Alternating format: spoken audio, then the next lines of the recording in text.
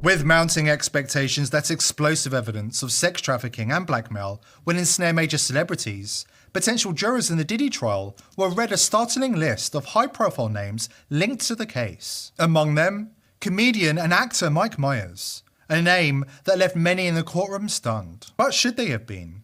Myers, a long-term Diddy confidant and party participant, has been hiding in plain sight for years. Who possibly thought that this deeply creepy skit was acceptable to perform with an underage child? Were you looking at my bum? Were you? Were you? Trevor, were they looking at my bum? No, they were looking at my bum. Bum lookers! Bum lookers. Cheeky monkeys, a lot of you. All right then. This is a drawing that Trevor and I made of our bums. That's my bum. Right. And that one, this one's my bum. See, as you can tell, I'm quite large for my age. My daddy fears I suffer from gigantism. The truth is, Diddy's alleged sex trafficking ring isn't a new revelation. According to Rodney Lil Rod Jones's lawsuit, there's proof that Diddy has been running an Epstein-like blackmail operation for 30 years, targeting A-list stars and, get this, getting away with murder. One name keeps coming up in the story: Fahim Mohammed. According to lawsuit documents, Diddy's head of security was more than just muscle. Mohammed had connections within law enforcement in Miami and Los Angeles, and the power to make problems and people disappear. For years, Fahim Mohammed worked side by side with Diddy, helping to cover up crimes and make bodies disappear, and ensuring that nobody dared to question what was happening behind the scenes. Diddy made it clear to his staff if they were ever pulled over by police in Miami or California, they were to call Mohammed immediately. As they say, it's a big club and you ain't in it. But Mohammed's history goes even deeper. Before he worked for Diddy, he was the head of security for none other than Michael Jackson at just 21 years old. Think about that. How does a 21-year-old with zero experience land the job of protecting the most famous person on the planet? The same way that Diddy jumped from being an intern to a CEO as a young man. It's a big club, and the price of entry is paid in blood. According to FBI psychologists, serial killers fall into two distinct types. First, there are clean killers, cold, methodical, and meticulous. These are the ones who get a twisted thrill out of planning every detail, ensuring there's no forensic trail, no evidence, no mistakes. For them, the control is part of the high. Then there are the messy ones, driven by raw emotion or rage, leaving behind chaotic, blood-soaked crime scenes. They act on impulse, and their crimes often tell a story of violence, chaos, and loss of control. As Jaguar Wright puts it, Diddy wasn't careful. He was the messy kind, arrogant, reckless, and so drunk on power, he believed the elite would never throw him under the bus. He left trails, he made enemies, and he didn't care, because in his mind, he was untouchable.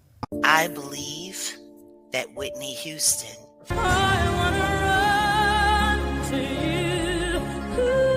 figured out they were trying to kill her. She gave that note to Brandy. Brandy read the note, got scared, and went back and told her brother Ray J what Whitney told her.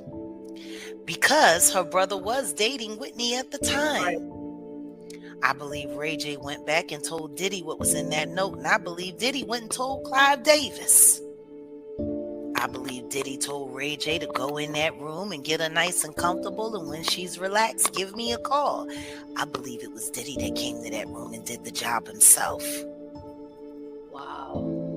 Which is why Ray J left and was held in the hotel for hours. This is all new for me. I'm really emotional right now. I really don't know really what to say.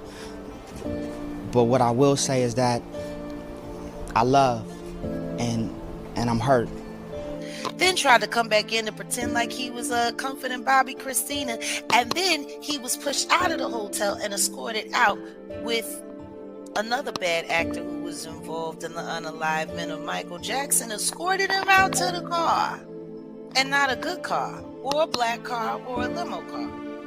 Like a Toyota or a Subaru or something. Get out of here, get out of here! And they put him into the car, you can hear it.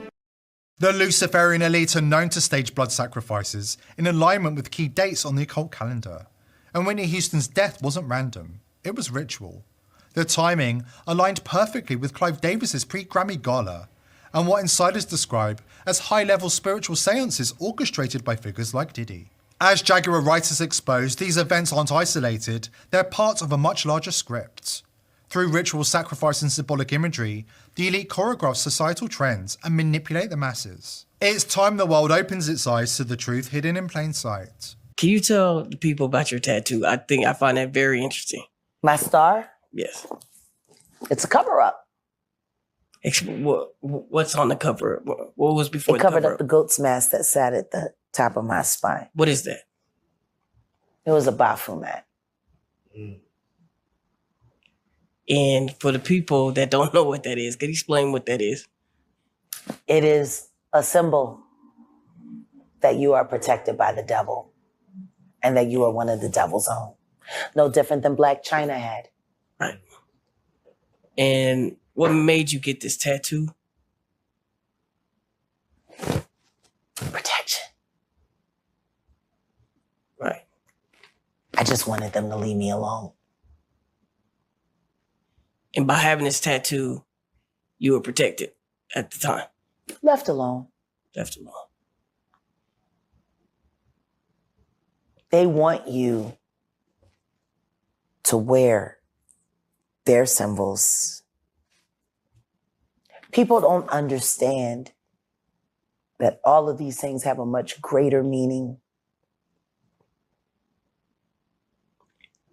They want you to feel loyalty. They want you to show the rest of the world that you believe in what they believe in. Right. They tag us. Those who refuse to be tagged get persecuted. Those who choose to go along with it and pretend like it doesn't exist.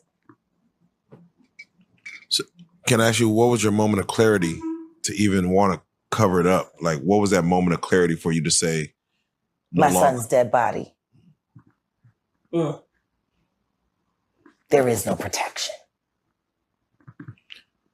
Are there any other tattoos that we normally look at and be like, oh, that's cool, but it really has a deeper meaning?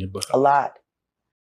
Diddy and his accomplices, including Clive Davis, Mike Myers and Oprah Winfrey, among hundreds of others, may have enjoyed decades of success, but now they've been chosen for exposure. Just like Jeffrey Epstein, who was discarded once he became more trouble than he was worth, the elite are preparing to throw them under the bus. When Diddy and Oprah go down, they won't be going alone. Many of their closest associates are already serving time behind bars, and they'll soon have plenty of company in prison. Here at The People's Voice, we've been educating the masses about the real nature of the elites for years. We were the first news outlet to break the explosive news that John Podesta's emails contain paedophile code words, and that Marina Abramovich was involved in spirit cooking parties with senior Democrats and Hillary Clinton campaign staff. Mainstream media have been covering up these crimes for decades. While the new revelations about the music industry elite have shocked the mainstream, those in the know are celebrating because Hollywood is about to be exposed. Everybody in the entertainment industry knows the truth, and the downfall of the A-list elite is coming fast. Buckle up.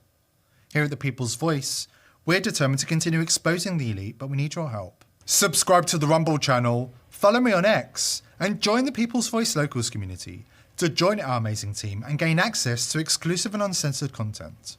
I hope to see you there.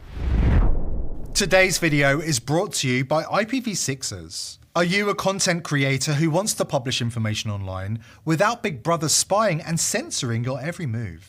IPv6ers